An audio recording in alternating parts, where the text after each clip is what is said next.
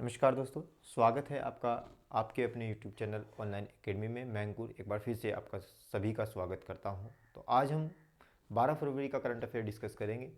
Current affair के साथ साथ हम स्टैटिक जीके को भी लेकर के चलेंगे और ये महत्वपूर्ण पार्ट होने वाला है आपके सभी एग्जाम्स के लिए। तो चलिए देर ना करते हुए हम आगे बढ़ते हैं और अपने करंट अफेयर को जो है डिस्कस करते हैं। पहला क्वेश्चन आपके सामने दिया हुआ है, मुख्यमंत्री विज्ञान प्रतिभा परीक्षा योजना की शुरुआत अभी हाल ही में किस सरकार ने कर दी है? तो वो दिल्ली सरकार ने मुख्यमंत्री विज्ञान प्रतिभा परीक्षा योजना की शुरुआत की है।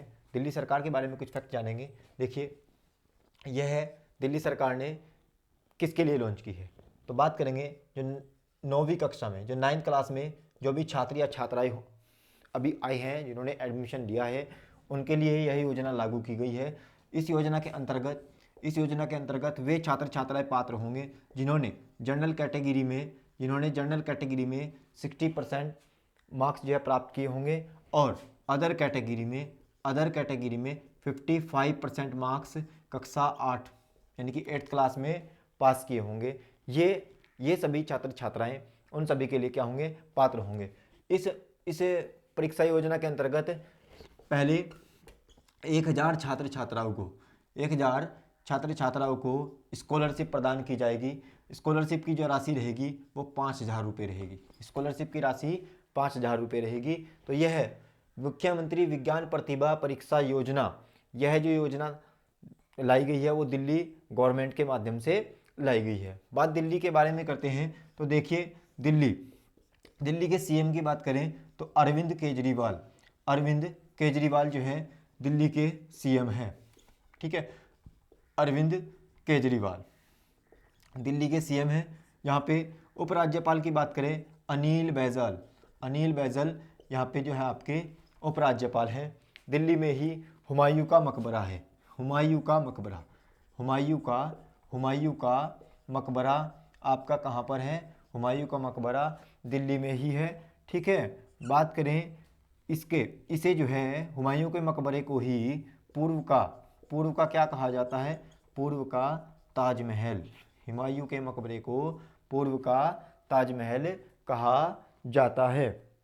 ठीक है, यहाँ तक मुझे उम्मीद है कि आपका ये क्लियर हो गया होगा। इसमें एक और बात खासियत है हुमायूं के मकबरे में कि यहाँ पर 4 बाग प्रणाली, हुमायूं के मकबरे में 4 बाग प्रणाली देखने को मिलती है। तो यह हुमायूं का मकबरा कहाँ पर स्थित है? तो यह दिल्ली में स्थित है। सीएम अरविंद केजरीवाल और गवर्नर जो यहाँ पे अभी उपराज्यपाल हैं वो अनिल बैजल हैं।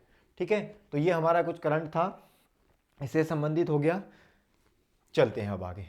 देखिए, एक चीज़ और याद रखेंगे दिल्ली के बारे में, सर्वाधिक जो जनसंख्या घनत्व है, सर्वाधिक जनसंख्या घनत्व वो दिल्ली का ही है। सर्वाधिक जनसंख्या घनत्व किसका है? वो दिल्ली का है। एक और फैक्ट यहाँ से याद रखेंगे, जनसंख्या की दृष्टि से सबसे बड़ा यूनियन टेरिटरी, जनसंख्या की दृष्टि से सबसे बड़ा केंद्र शासित प्रदेश भी आपका दिल्ली ही है। चलिए अब हम देखते हैं दूसरा, यूनानी दिवस 11 फरवरी को मनाया जाता है। प्रत्येक वर्ष यूनानी दिवस 11 फरवरी को मनाया जाता है। ठीक है, चलिए अब आगे बात करते हैं। सुप्रीम कोर्ट ने लगाई आईएनएस विराट के विघटन पर रोक। सुप्रीम कोर्ट ने आईएनएस विराट के विघटन पर अभी हाल ही में रोक लगा दी है। देखिए, ये आईएनएस विराट क्या है? आईएनएस विराट इंडियन नेवी में वर्ष 1987 में शामिल हुआ था। आईएनएस विराट वर्ष 1987 में इंडियन नेवी में शामिल हुआ था, परंतु यह क्या हो चुका था? अब यह सेवानिवृत्त कह सकते हैं हो चुका था। तो इसकी बोली लगने पर इसको जो है श्रीराम कंपनी ने 65 करोड़ रुपए में खरीद लिया था। इसको जो है श्रीराम कंपनी ने 65 करोड़ रुपए में खरीद लिया था। तो इसको खरीदने के बाद में इसका जो विघटन था, इसका विघटन अलंग एक जगह है गुजरात में, इसका विघटन वहाँ पर जो है श्रीराम कंपनी के द्वारा करवाया जा रहा था। तभी मरीन प्राइवेट लिमिटेड द्वारा क्या कर दिया जाता है? देखिए, विघटन का मतलब होता है इसकी तोड़फोड़ की जानी थी। इसको जो है 65 करोड़ रुपए में श्रीराम कंपनी द्वारा जो है खरीद लिया गया था। तो फिर क्या होता है कि मरीन प्राइवेट लिमिटेड जो है वो सुप्रीम कोर्ट में याचिका दायर कर देती है और सुप्रीम कोर्ट में याचिका दायर करने पर वहाँ पर वह जो है अपना एक हल्फनामा प्रस्तुत करती है और हल्फनामे में यह दिया होता है कि हम इस 65 करोड़ की जगह, श्रीराम कंपनी ने 65 करोड़ रुपए दिए हैं, हम जो है इसकी जगह 100 करोड़ रुपए देंगे और 100 करोड़ रुपए देने के साथ साथ हम इसको तोड़ेंगे नहीं। आईएनएस विराट को एक जो है समुद्री संग्रहालय के रूप में, समुद्री संग्रहालय के रूप में जो है हम राष्ट्र के सामने प्रस्तुत करेंगे। हम जो राष्ट्र को समर्पित होगा समुद्री संग्रहालय बनाएंगे, ठीक है, जो कि आपका गोवा में बनाया जाएगा, ठीक है, जो कि आपका कहाँ पर बनाया जाएगा, वो आपका गोवा में बनाया जाएगा जुआरी नदी पर, ठीक है। तो मरीन प्राइवेट लिमिटेड ने क्या कर दिया, सुप्रीम कोर्ट में क्या किया भाई, याचिका दायर कर दी और 100 करोड़ रुपए देने का प्रावधान किया कि हम जो है 100 करोड़ रुपए, तो जो हम जो है 100 करोड़ रुपए देंगे और एक समुद्री संग्रहालय बनाएंगे। एक समुद्री संग्रहालय तैयार किया जाएगा जो कि किसको समर्पित होगा, जो कि राष्ट्र को समर्पित होगा, ठीक है। एक समुद्री संग्रहालय जुआरी नदी के किनारे पर, जुआरी नदी पर बनाया जाएगा। ये जुआरी नदी जो कि कहाँ पर है, गोवा में। जुआरी नदी गोवा की एक मुख्य नदी है। यह संग्रहालय वहाँ पर जो है बनाया जाएगा, ठीक है, क्लियर। तो सुप्रीम कोर्ट ने इसको अब जो है इसको आदेश दिया है श्रीराम कंपनी को कि इसका जो है अभी विघटन ना किया जाए, इसके विघटन पर जो है रोक लगा दी गई है, ठीक है, यहाँ तक क्लियर। चलिए अब गोवा से संबंधित कुछ मैं एक और नदी का जिक्र करता हूँ, ठीक है। गोवा में आपकी एक नदी और बहती है जिसका नाम है मांडवी नदी, जिसे जो है गोवा की जीवन रेखा कहा जाता है। मांडवी नदी गोवा की क्या है, जीवन रेखा। गोवा की जीवन रेखा मांडवी नदी को कहा जाता है। मांडवी नदी पर ही दूध सागर जलप्रपात है। मांडवी नदी पर ही क्या है, दूध सागर जलप्रपात। दूध सागर जलप्रपात आपका कहाँ पर है, वो आपका मांडवी नदी पर ही है। तो गोवा की दो मुख्य नदियाँ हैं, एक जुआरी नदी जिस पर यह संग्रहालय बनाने का जो दावा किया है वो मरीन प्राइवेट लिमिटेड ने किया है, और मांडवी नदी जिसे जो है गोवा की जीवन रेखा कहा जाता है। और दूध सागर बांध आपका इसी जो है नदी पर स्थित है। चलिए अब हम आगे बढ़ते हैं और आगे देखते हैं विश्व की सबसे छोटी प्रजाति का ब्रूमकेसिया। विश्व की सबसे छोटी प्रजाति का जो है अभी एक सरीसृप, विश्व की सबसे छोटी प्रजाति का सरीसृप अभी जो है हाल ही में पाया गया है। वह क्या है भाई, तो ब्रूमकेसिया नैना विश्व की सबसे छोटी प्रजाति। कैसी प्रजाति, ये सरीसृप में है भाई। किस में है, सरीसृप प्रजाति का है ये। कौन, ब्रूमकेसिया नैना। देखिए सरीसृप क्या होते हैं, रेप्टाइल्स इनको कहा जाता है। ये बायोलॉजी से संबंधित एक क्वेश्चन आपका बनेगा। सरीसृप का मतलब होता है रेंग कर चलने वाले। जो भी जीव जंतु रेंग कर चलते हैं, रेंग कर चलने वाले वो सभी आपके किस में आते हैं, वो आपके सरीसृप में आते हैं। तो ब्रूमकेसिया नैना अभी हाल ही में विश्व का सबसे छोटा जीव जो कि किस प्रजाति का है, सरीसृप का। तो ब्रूमकेसिया नैना अभी हाल ही में यह जो है सामने आया है, यह देखने को मिला है, ठीक है। तो यह कहाँ पर मिला है भाई, यह मिला है आपका मेडागास्कर में। कहाँ पर मिला है, मेडागास्कर। यह आपका मेडागास्कर में मिला है। ब्रूमकेसिया नैना यह प्रजाति किसकी है, तो याद रखेंगे यह एक गिरगिट की प्रजाति है। गिरगिट जो रंग बदलता है, गिरगिट की तरह जो रंग बदलता है ऐसे, तो याद रख सकते हैं ये गिरगिट की एक प्रजाति है ब्रूमकेसिया नैना। विश्व की सबसे छोटी सरीसृप प्रजाति मिली है जिसका नाम ब्रूमकेसिया नैना। इसको मोस्ट इंपोर्टेंट मार्क करके जो है अच्छे से इसको याद करेंगे। ब्रूमकेसिया नैना गिरगिट की एक क्या है, प्रजाति है, जो कहाँ पर देखने को मिली है, मेडागास्कर में देखने को मिली है। बात करते हैं हिंद महासागर। तो हिंद महासागर का सबसे बड़ा जो द्वीप है, हिंद महासागर का जो लार्जेस्ट द्वीप है, सबसे बड़ा द्वीप है, वो आपका क्या है भाई, वो आपका मेडागास्कर ही है। हिंद महासागर का सबसे लार्जेस्ट द्वीप वो क्या है आपका, वो आपका मेडागास्कर ही है। यहाँ तक क्लियर हो गया, ठीक है। तो अब बात करता हूँ मैं नेक्स्ट की। तो काला घोड़ा महोत्सव मुंबई में आयोजित किया जा रहा है। काला घोड़ा महोत्सव कहाँ पर आयोजित किया जा रहा है, काला घोड़ा महोत्सव जो आयोजित किया जा रहा है वो आपका मुंबई महाराष्ट्र में आयोजित किया जा रहा है, ठीक है। यहाँ तक चलिए चलिए अब मैं बात करता हूँ महाराष्ट्र की। यह जो काला घोड़ा महोत्सव है ये वर्चुअली रूप से भाई, डिजिटल रूप से इसका जो है उद्घाटन किया गया, वर्चुअली रूप से इसका उद्घाटन किया गया है महाराष्ट्र में, ठीक है। और यह है महाराष्ट्र में मनाया जाने वाला एक सांस्कृतिक महोत्सव है, सांस्कृतिक महोत्सव है काला घोड़ा महोत्सव। एक वन लाइनर में क्वेश्चन पूछा जाता है काला घोड़ा महोत्सव किस राज्य से संबंधित है, तो आपका आंसर होगा महाराष्ट्र राज्य से संबंधित है। यह महाराष्ट्र का एक सांस्कृतिक महोत्सव है। महाराष्ट्र से बात जो है थोड़ा सा देख लेते हैं। महाराष्ट्र की राजधानी मुंबई है। यहाँ पे अगर मैं गवर्नर की बात करूँ तो भगत सिंह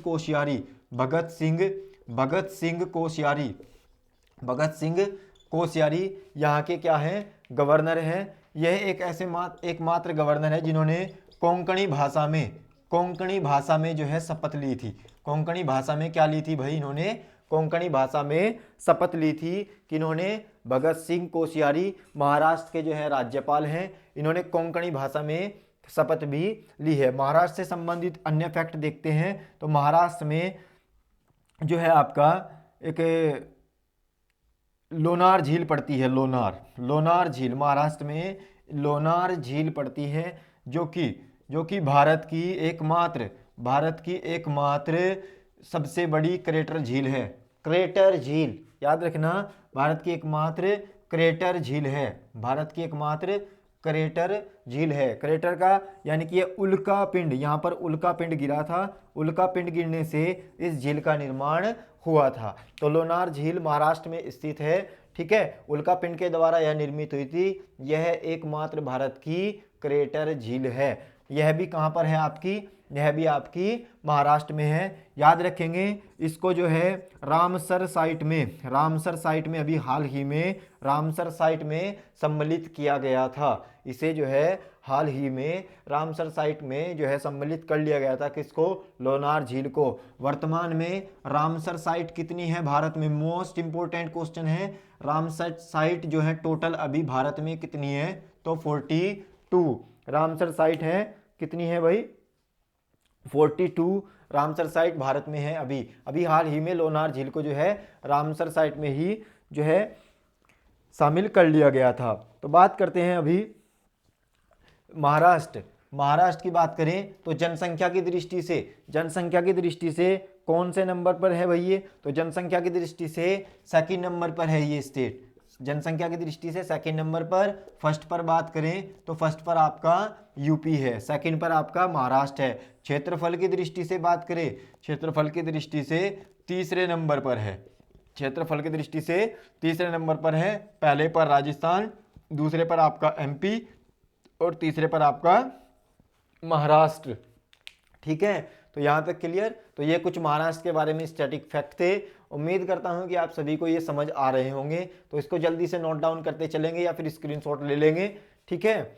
स्क्रीनशॉट लेकर या फिर जल्दी से नोट डाउन इसको करते चलेंगे। और साथ के साथ मैं उम्मीद करूँगा कि इसको जो है जल्दी से जल्दी नोट डाउन करें और साथ के साथ जो है इसको फिर रिवाइज भी करें, ठीक है। तो स्टैटिक फैक्ट के साथ में मैं आपको ये करंट प्रोवाइड करा रहा हूँ। आगे चलते हैं। नेक्स्ट हमारे पास में दिया हुआ है मिस इंडिया से संबंधित यहाँ पर दिया हुआ है कि मिस इंडिया 2020 जो है वो कौन बनी है। तो मिस इंडिया 2020 बनी है मानसा वाराणसी जो है मिस इंडिया 2020 बनी है मानसा वाराणसी। देखिए ये नाम है पूरा मानसा वाराणसी और किस राज्य से बिलोंग करती हैं, तो ये तेलंगाना राज्य से बिलोंग करती हैं। मिस इंडिया 2020 का खिताब इन्होंने जीत लिया है। तो मिस इंडिया 2020 बनी है मानसा वाराणसी, तेलंगाना स्टेट से जो है ये संबंधित है, ठीक है। यहाँ तक नेक्स्ट बात करते हैं। अब इससे कुछ फैक्ट देख लेते हैं करंट से संबंधित कि मिस जो है वर्ल्ड कौन बनी थी, ठीक है। और या फिर भारत की जो पहली थी वे कौन थी। चलिए बात करते हैं भारत की पहली मिस यूनिवर्स, भारत की पहली मिस यूनिवर्स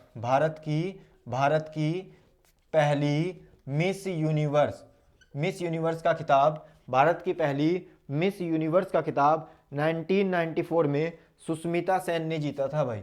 1994 सुष्मिता सेन बनी थी भारत की पहली मिस यूनिवर्स। सुष्मिता सेन बनी थी 1994 में। मिस यूनिवर्स की बात करें तो miss universe 2019, miss universe 2019, miss universe 2019 का जो खिताब जीता, मिस यूनिवर्स 2019 का खिताब जोबिनी टुंजी ने, जोबिनी टुंजी याद रखेंगे, जोबिनी टुंजी मिस यूनिवर्स 2019 का खिताब जीता। और मिस वर्ल्ड 2019 का खिताब किसने जीता? मिस वर्ल्ड 2019 का खिताब टोनी एन सिंह ने जीता भाई, टोनी एन सिंह। तो चारों के चारों बहुत ज़्यादा इंपॉर्टेंट है। मिस इंडिया 2020 का जो आयोजन किया गया वो मुंबई में किया गया भाई, मुंबई महाराष्ट्र में मिस इंडिया 2020 का आयोजन किया गया। और मानसा वाराणसी ने मिस इंडिया 2020 का खिताब जीता, तेलंगाना राज्य में यह संबंधित है। भारत की पहली मिस यूनिवर्स का खिताब 1994 में सुष्मिता सेन द्वारा जीता गया था। मिस यूनिवर्स 2019 जो जीता था जोबिनी टुंजी ने, और miss world 2019 Tony N Singh द्वारा यह खिताब जीत लिया गया था। नेक्स्ट बात करते हैं ट्रोपेक्स युद्ध अभ्यास। ट्रोपेक्स युद्ध अभ्यास, इसको मोस्ट इंपोर्टेंट मार्क करेंगे। ट्रोपेक्स 21 युद्ध अभ्यास इंडियन नेवी के द्वारा इसका आयोजन किया जाता है, भारतीय नौसेना के द्वारा इसका आयोजन किया जाता है। यह युद्ध अभ्यास द्विवार्षिक है, इसको याद रखेंगे। यह युद्ध अभ्यास कैसा है? तो यह युद्ध अभ्यास द्विवार्षिक है। प्रत्येक 2 वर्ष में इस युद्ध का जो है ये अभ्यास किया जाता है। और यह जांचने के लिए इसका जो है ये युद्ध अभ्यास का आयोजन किया जाता है कि हमारी नौसेना सभी जो है तरीके से देख सकते हैं कि सभी क्षेत्रों में जितने भी उसके युद्ध क्षेत्र हैं सभी में अच्छी तरह से डेवलप कर रही है या नहीं कर रही है, तो इसका आयोजन किया जाता है। तो अब बात करते हैं ट्रोपेक्स युद्ध अभ्यास। इंडियन नेवी का सबसे बड़ा युद्ध अभ्यास है। इंडियन नेवी का सबसे बड़ा युद्ध अभ्यास जो है वो आपका ट्रोपेक्स 21 ही है। ट्रोपेक्स 21 युद्ध अभ्यास इंडियन नेवी द्वारा सबसे बड़ा युद्ध अभ्यास है। आगे बात करते हैं विश्व खाद्य पुरस्कार 2020। विश्व खाद्य पुरस्कार 2020 जो मिला है वो रतन लाल को मिला है। किसको मिला है भाई? वो रतन लाल को मिला है। इसका आयोजन ये किसके द्वारा दिया जाता है? तो ये FAO के द्वारा दिया जाता है, Food and Agriculture Organization. Bharat और कृषि संगठन के ये फूड खाद्य और कृषि संगठन के द्वारा यह दिया जाता है। FAO की जो स्थापना थी वो 16 अक्टूबर 1945 को होती है।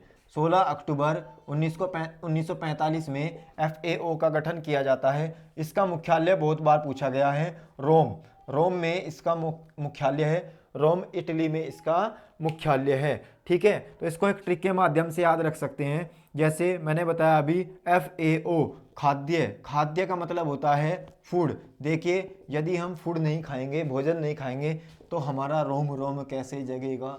ठीक है ना, तो इसे इस ट्रिक से याद रख सकते हैं। तो खाद्य एवं कृषि संगठन का जो मुख्यालय है वो रोम इटली में स्थित है। आगे हम बात करते हैं by many a happy accident book. ये बुक किसके द्वारा लिखी गई है? इसके ऑथर कौन है? By many a happy accident. यह बुक हामिद अंसारी के हैं, भारत के उपराष्ट्रपति रहे हैं हामिद अंसारी। ठीक है, उनके द्वारा यह बुक लिखी गई है। पहली बार महिला जन सुनवाई कार्यक्रम, तो पहली बार महिला जन सुनवाई कार्यक्रम का जो आयोजन किया गया वो जम्मू कश्मीर में किया गया भाई। कहाँ पर किया गया? जम्मू कश्मीर में किया गया। चलिए जम्मू कश्मीर से संबंधित कुछ देख लेते हैं। तो जम्मू कश्मीर की अगर मैं बात करूं तो जम्मू कश्मीर राज्य पुनर्गठन अधिनियम के तहत 31 अक्टूबर 2019 को अस्तित्व में आया था। 31 अक्टूबर 2019 को जम्मू कश्मीर को यूनियन टेरिटरी बना दिया गया। ठीक है, यूनियन टेरिटरी बना दिया गया। और क्षेत्रफल की दृष्टि से दूसरे नंबर का यूनियन टेरिटरी है। फर्स्ट की बात करें तो फर्स्ट पे है आपका लद्दाख भी इसी से अलग होकर आपका बना है। बात करें जम्मू कश्मीर में डल झील, एक प्रसिद्ध झील है डल झील, वह भी आपकी जम्मू कश्मीर में ही है। वूलर झील यह भी कहाँ पर है आपकी? यह भी आपकी जम्मू कश्मीर में ही है। ठीक है, तो ये कुछ इंपॉर्टेंट फैक्ट थे मैंने आपको जो है करंट अफेयर के साथ साथ आपको जो है स्टैटिक जीके भी प्रोवाइड कराए हैं। तो उम्मीद करता हूँ कि आपको आपके लिए जो वीडियो होगी, ये जो नोट्स होंगे वो बड़े ही ज़्यादा हेल्पफुल होंगे। ठीक है, इसी आशा के साथ अब चलते हैं, नेक्स्ट लेक्चर में फिर मिलेंगे आपसे। तो अगर आपको वीडियो जो है अच्छी लगी हो तो वीडियो को जो लाइक करें, ज़्यादा से ज़्यादा शेयर कर दें और चैनल को जो है सब्सक्राइब करें। धन्यवाद, जय हिंद।